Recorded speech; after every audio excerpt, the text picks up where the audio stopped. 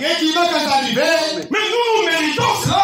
Nous sommes habitués à braquer les gens. Nous sommes habitués à voler. Nous sommes habitués à commettre des crimes. Mais nous méritons cela. Mais cet homme, alléluia, il n'a rien fait de mal. Il n'a rien fait de mal. Oh, il était le juste. Il n'a rien fait de mal. Oh Seigneur, souviens-toi de moi. Lors de ton règne. Pas du règne. C'est en rapport avec le roi. Donc lui, il a parlé du règne. Jésus le regarde. Mais tu es allé trop loin. Tu parles même déjà du règne. Jésus lui dit, aujourd'hui, pas demain, aujourd'hui, tu seras avec moi dans le paradis. Bien-aimés frères, habitués à commettre les crimes. Moi, je me suis dit, lorsque le Seigneur avait parlé ainsi, est-ce que tous ceux qui le connaissaient étaient là? Non.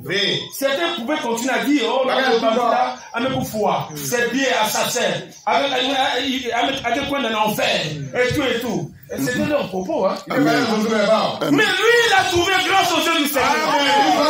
La grâce de le meurtrier. Au dernier moment, ma frère, mon frère, même si tu as été trompé, quels que soient les dégâts que tu as commis, même si tu avais combattu, je ne sais pas quoi, la guerre de 97, mais aujourd'hui, Dieu te donne la solution.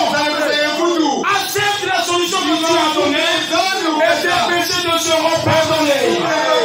Voilà l'évangile que les apôtres avaient prêché. C'est le même évangile que nous prêchons ce matin.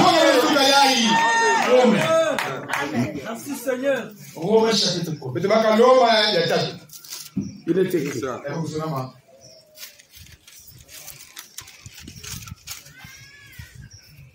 Verset 1er.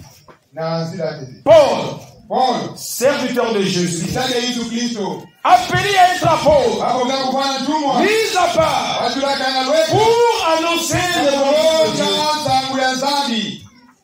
Évangile qui avait été promis auparavant de la part de Dieu par ses prophètes dont les saints.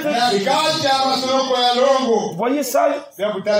L'évangile que Paul a prêché, c'était un évangile promis. C'est différent de l'évangile qui est annoncé à Calais.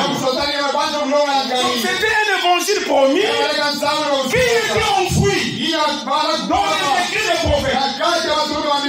Voilà pourquoi dans 1 Corinthiens 12, Dieu a établi premièrement des apôtres. Les apôtres avaient la capacité d'aller dans les écrits des prophètes afin d'extraire l'évangile qui est valable pour nous.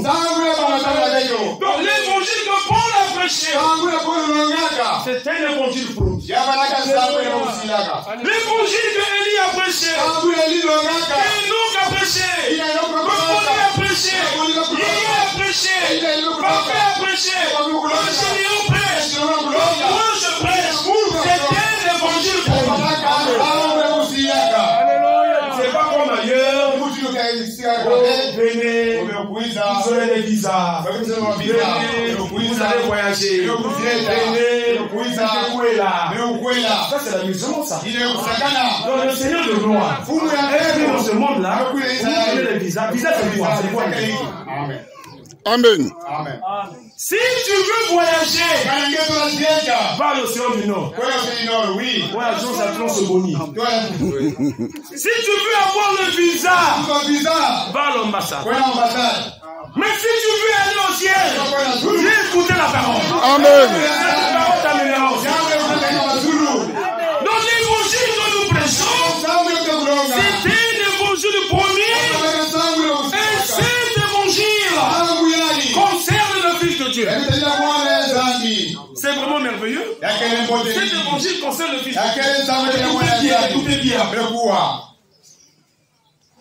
Né de la postérité de David, selon la chair, est déclaré Fils de Dieu, avec puissance, selon